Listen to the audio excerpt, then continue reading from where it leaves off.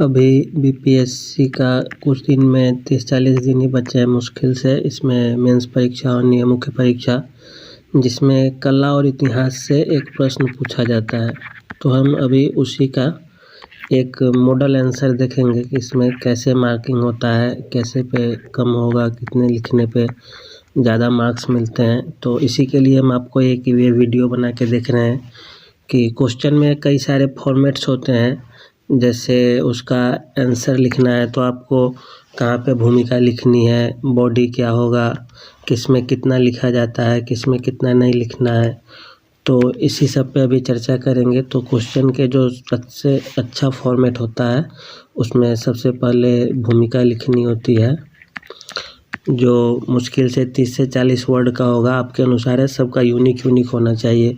उसके बाद बॉडी होता है क्वेश्चन का, जिसमें क्या क्या पूछा जा रहा है, जितना पूछा जाए उतना ही लिखना है। तो अभी हम सारा बताएंगे इसी क्वेश्चन के माध्यम से कैसे मार्किंग होगी, कितने मार्क्स मिलेंगे। उसके बाद एक डायग्राम अगर बनने वाला है तो आप डायग्राम दे दीजिए उसका, क्योंकि इससे देख रहे हैं आजकल मार्किंग में 1-2 नंबर का फ़ायदा हो जाता है। और डायग्राम के बाद एक कंक्लूजन आता है, तो वो कंक्लूजन में क्या लिखना होता है, तो वो हर आदमी का अपना अपना यूनिक होता है। तो कंक्लूजन में भी आपको उसी तरह से देखना है कि आपको क्या लिखना है क्या नहीं, चूँकि वो आप पॉइंट वाइज भी लिख सकते हैं, जैसे 1 नंबर, 2 नंबर, 3 नंबर, 4 नंबर। और बॉडी के लिए कोशिश कीजिए कि बॉडी पॉइंट्स फॉर्मेट में ही लिखें, जैसे बिंदी दे दीजिए या 1-2 लिख दीजिए, या रोमन लेटर में 1-2-3 ऐसे कर दीजिए, तो वो भी चलता है। तो अब बिना लेट किए हम सबसे पहले अपने क्वेश्चन के फॉर्मेट पे आते हैं। तो क्वेश्चन क्या है, मौर्य कला तथा भवन निर्माण कला की विशेषताओं को स्पष्ट कीजिए तथा बौद्ध धर्म के साथ उनके संबंधों पर भी प्रकाश डालिए। प्रश्न एक बार पूछा जा चुका है, लेकिन फिर भी देखते हैं हम। तो यहाँ सबसे पहले कहाँ से शुरुआत होगी, भूमिका। तो भूमिका में क्या लिखा है, मगध की सरजमी पर 322 ईसा पूर्व BC बिफोर क्राइस्ट, ईसा पूर्व से 150 ईसा पूर्व तक मौर्यों ने एक विशाल साम्राज्य की स्थापना कर शासन किया, जो अपनी राजनीतिक उत्कृष्टता के लिए जाना जाता है। तो साथ ही मौर्यों के संरक्षण में एक विशेष प्रकार की कला शैली का विकास हुआ, जिसे मौर्य कला के नाम से जाना जाता है। तो यहाँ देखिए, आपको सबसे पहले इस पे भी ध्यान रखना है कि गलती न लिखे, जैसे साथ ही में बड़ी मात्रा। तो अपनी राजनीतिक उत्कृष्टता के लिए जाना जाता है, साथ ही मौर्यों के संरक्षण में एक विशेष प्रकार की कला शैली का विकास हुआ, जिसे मौर्य कला के नाम से जाना जाता है। तो ये भूमिका सही है, इतना आप लिख सकते हैं, इससे ज़्यादा भूमिका लिखना सही नहीं है। अब आगे देखिए, इस अवधि में लकड़ी के उपयोग से लेकर पत्थर तक कला और वास्तुकला का विकास हुआ। पत्थर के उपयोग के कारण मौर्य कला चिरस्थायी हो गई। चूँकि इस समय मगध बौद्ध धर्म का केंद्र बिंदु था, इसलिए मौर्य कला पर बौद्ध धर्म का विशेष रूप छाप दिखाई देता है। ठीक है, अब आगे देखिए क्या है, मौर्य कला तथा भवन निर्माण कला की विशेषता। इसको अंडरलाइन कर दें तो ज़्यादा सही होता है, क्योंकि वहाँ पे एग्जामिनर अगर तेज़ी से क्वेश्चन चेक करेगा तो उसे नज़र पे आना चाहिए। तो ऐसे आप एक अंडरलाइन कर दीजिए तो ज़्यादा सही होता है। और आगे देखिए अब इसका, मौर्य कला भवन निर्माण कला की विशेषता। मौर्य युगीन कला के 2 रूपों में सीमांकित किया जा सकता है। पहला राजकीय कला, लोक कला। फिर देखिए यहाँ एक छोटी गलती हुई, इसमें करना क्या है, आपको करना ये है कि जैसे 2 कला हुआ ना, 2 रूप, तो 2 विशेषता, सीधे लिखिए विशेषताएं, फिर इसको तुरंत ऐसे 2 भाग में कर दीजिए, एक भवन निर्माण संबंधित और दूसरा लोक कला, जैसे राजकला, लोक कला। तो ऐसे अगर आप फॉर्मेटिंग कर देंगे तो आपको वहाँ पे समझाने में ज़्यादा अच्छा रहेगा। अब देखिए राजकीय कला और लोक कला। राजकीय कला, इसका विकास राजाओं के संरक्षण में हुआ। लोक कला, इसका विकास स्वतंत्र कलाकारों द्वारा किया गया। अब यहाँ देखिए आगे जाके इसे 2 भाग में बांट करके दिखा दिया गया। मौर्य कला, स्थापत्य कला या राजकीय कला, मूर्ति कला और लोक कला। फिर मूर्ति कला और लोक कला में क्या आता है, यक्ष यक्षिणी की मूर्तियाँ, और स्थापत्य कला या राजकीय कला में राजप्रसाद, स्तंभ, गुहा, विहार, स्तूप। अब एक एक करके एक एक को यहाँ पे ये किया गया। राजकीय कला, राजप्रसाद का निर्माण, राजकीय कला में राजप्रसाद, स्तंभ, फिर उसके बाद संरचनात्मक विशेषताएं आगे चल के दिखाया गया। तो राजकीय कला में राजप्रसाद का निर्माण चंद्रगुप्त मौर्य के शासनकाल में पाटलिपुत्र स्थित कुम्हरार में हुआ था। यह अपनी सर्वोत्कृष्ट रचना शैली के लिए प्रसिद्ध था। राजप्रसाद के भीतर बने हुए विशाल कक्षों में 180 स्तंभों वाला सभा भवन विशेष रूप से उल्लेखनीय है। इसकी छत एवं फर्श लकड़ी के बने हुए हैं। फिर स्तंभ पे आ गया। स्तंभ पे मौर्यकालीन स्थापत्य कला का सर्वोत्कृष्ट उदाहरण है। यह स्तंभ मुख्यतः अशोक द्वारा धम्म के प्रचार प्रसार हेतु भारतीय उपमहाद्वीप के विभिन्न भागों में स्थापित करवाए गए थे। ठीक है, अब इसके बाद देखिए संरचनात्मक विशेषताएं। तो ये किसका, स्तंभ का संरचनात्मक विशेषताएं हैं। जैसे पशुआकृति, चौड़ी कंठ, आवांगमुखी कमल इसे लिखा जाता है। मेन इसका देख लीजिएगा आप लोग,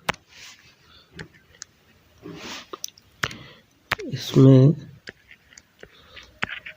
अवांगमुखी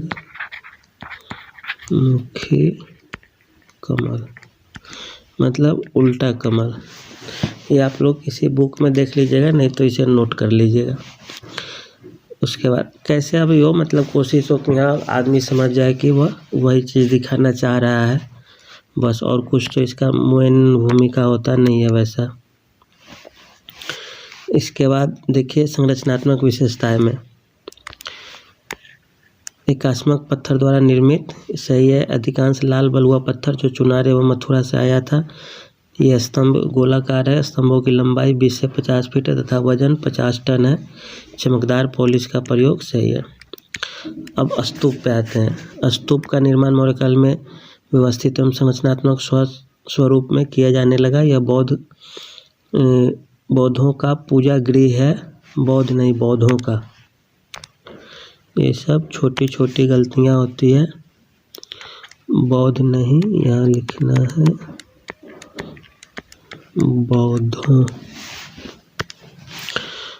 बौद्धों का पूजा गृह है। बुद्ध के अवशेष रखे जाते हैं। यहाँ देखिए सबसे ऊपर जो एंटीना की तरह होता है यष्टि, हर्मिका, गुंबद, वेदी, मेधी, प्रदक्षिणा पथ, तोरण द्वार।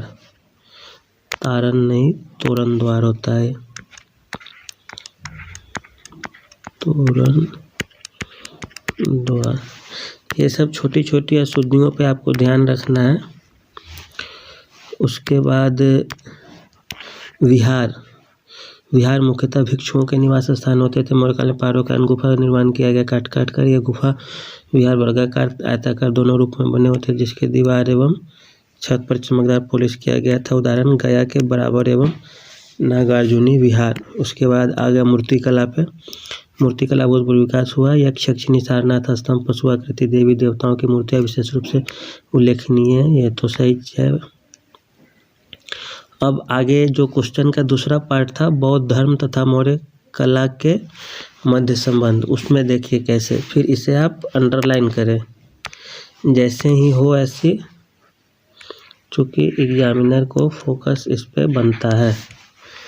फिर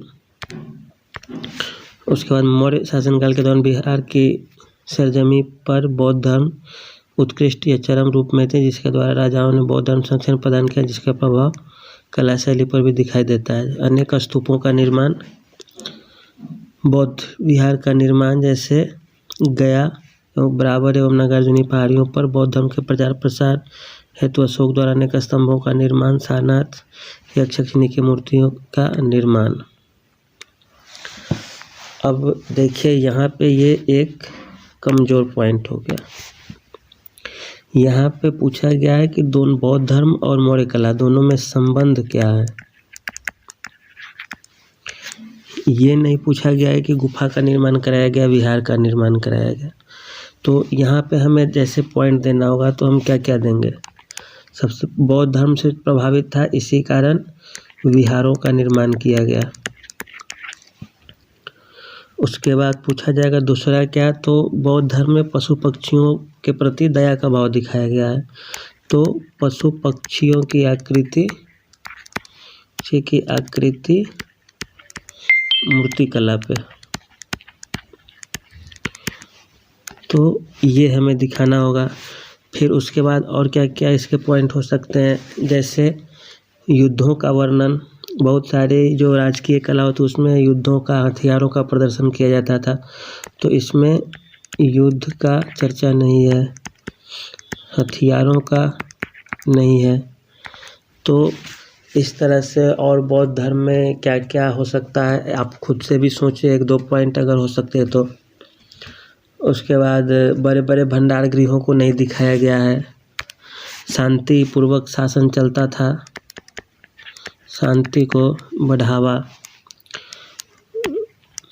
मूर्तियों पे कारीगरी कम है। तो ये सब चीज़ आप लिखेंगे। उसके बाद निष्कर्ष लिख देंगे, क्योंकि उतना टाइम तो होता नहीं है। तो निष्कर्षतः मौर्य कला शैली विशेष रूप से उसको शैली का प्रतिनिधित्व करते जो मौर्यों के बारे में जानकारी एवं उनकी रुचि को प्रदर्शित करता है। मौर्य काल में बौद्धों को विशेष रूप से संरक्षण प्राप्त था, जिसका प्रभाव मौर्यकालीन कला शैलियों पर दिखाई देता है। ये ठीक है, लेकिन इसमें और चीज़ जोड़ा जा सकता है, जैसे यह मौर्यों का योगदान ही है कि भारत में सर्वप्रथम मूर्ति कला पे फोकस किया गया, विहारों के निर्माण पे बढ़ावा दिया गया। उसके बाद पशु पक्षियों को केंद्र में लाया गया। हिंसा को बढ़ावा नहीं दिया गया है इस कला और संस्कृति में। और इसमें दूसरा क्या लिख सकते हैं, बस इतना ही काफ़ी है। तो ये जो मेन बॉडी है उसको आप लिख दें वही, वहाँ चूँकि समय कम होता है। और देखिए इस तरह से आप देखिए क्वेश्चन में क्या क्या पूछा था और क्या क्या लिखा गया है। शुरू से एक बार दिखा दें आपको। यहाँ से मौर्य कला तथा भवन निर्माण कला की विशेषताओं, तो सबसे पहले तो इंट्रो हो गया, सही है। लकड़ी के उपयोग से लेकर लकड़ी का उपयोग था, पत्थर का उपयोग था, सही है। भवन निर्माण कला की विशेषता को दो भाग में बांट के राजकीय कला, लोक कला, सही है। मौर्य कला, स्थापत्य कला, मूर्ति कला, राजप्रसाद, स्तंभ, संरचनात्मक विशेषताएं, एकात्मक पत्थर, डायग्राम 1-1-2,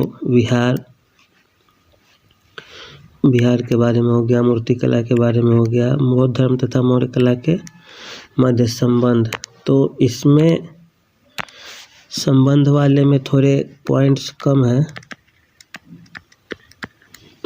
इसमें 1-2 पॉइंट्स और बढ़ सकता था। और निष्कर्ष भी बहुत अच्छा नहीं कर सकते हैं, क्योंकि इसमें जो कला की विशेषता को भी आप समरी के रूप में दे सकते हैं, क्योंकि क्वेश्चन का जो आंसर चेक करने वाला होगा आदमी, आपका टीचर, वो इंट्रो और कंक्लूजन, ये दोनों पे सबसे ज़्यादा फोकस होता है। क्योंकि पढ़ते पढ़ते लास्ट में वो यहीं पे आके रुकता है। और इंट्रो आपका और लास्ट कंक्लूजन जितना ज़बरदस्त होगा, मार्क्स उतने ही ज़्यादा आपको मिलेंगे। क्योंकि लास्ट में पढ़ते पढ़ते वह आपसे बहुत ज़्यादा खुश हो जाएगा, वह समझ जाए कि नहीं, इसे मार्किंग अच्छी होनी चाहिए। इसीलिए आप 2 चीज़ पे तो सबसे ज़्यादा ध्यान, 2 नहीं 3 चीज़ पे, क्योंकि बॉडी सबके पास अच्छी खासी ही होती है, बॉडी की कमी किसी के पास नहीं होगी जो पढ़ रहा है। तो यहाँ सबसे ज़्यादा फोकस करना है आपको, इंट्रो आपका अपना होना चाहिए, बॉडी सबके पास होता है, वो सब लिखेगा ही। और दूसरा फोकस कीजिए डायग्राम पे, हल्का भी कहीं टाइम मिले एक डायग्राम दे दीजिए। हल्का भी कुछ लगता है नई डायग्राम आ रहा है बनाने तो लाइन से ही खींच दीजिए 1 2 3 करके 1 कर दीजिए, 2 कर दीजिए, 3 करके उसको एक्सप्लेन कर दीजिए। और तीसरा चीज़ जो हम बता रहे हैं आपको वो है कंक्लूजन। वो आप ऐसा लिखिए कि आपका पूरा आंसर का निचोड़ हो एक तरह से, वो जिसे पढ़कर एग्जामिनर खुश हो जाए और आपको नंबर की बरसात कर दे। तो यही हुआ अब तक का। ऐसे हम बहुत सारे टॉपिक्स पे आपको मटेरियल प्रोवाइड करेंगे और बताएंगे भी। इसके बाद करंट का भी कुछ टॉपिक है। पहले तो ये कला कर दिए और एक दो और कला है ना, पाल कला, उसका भी एक वीडियो दे देते हैं। मधुबनी कला का भी दे देंगे एक। उसके बाद करंट अफेयर्स के कुछ टॉपिक्स हैं जो हम पिछले वीडियो में बताए, इम्पोर्टेंट 30 से 40 टॉपिक, वो आपको करा देंगे। उसके बाद करंट अफेयर्स का जैसे I2 U2 है, उस पर कैसे लिखे, कितना मार्क्स, और बात रही अब इस प्रश्न पे कितना मार्क्स मिलेगा, तो यहीं हम आपको क्लियर भी कर देते हैं ये चीज़। जैसे आपका टोटल होगा 37.4, 37.5 नंबर का, तो इसमें एवरेज मार्किंग तो होगा ही होगा। तो इसका हो गया एवरेज मार्किंग मान लीजिए 19 नंबर। तो ऐसे अगर आंसर लिखें थोड़ा कमज़ोर फॉर्मेट में, ये एवरेज से थोड़ा ठीक है लेकिन बहुत अच्छा नहीं है, तो ऐसे में आपको मार्क्स वो दे देगा 21-22। लेकिन आपको मार्क्स लाने कितने हैं, तो कम से कम 26 से 27 मार्क्स। यही 4-4, 5-5 मार्क्स आगे चल के काफ़ी कीमती हो जाएगा आपका, जिस समय मेरिट बनाया जाएगा।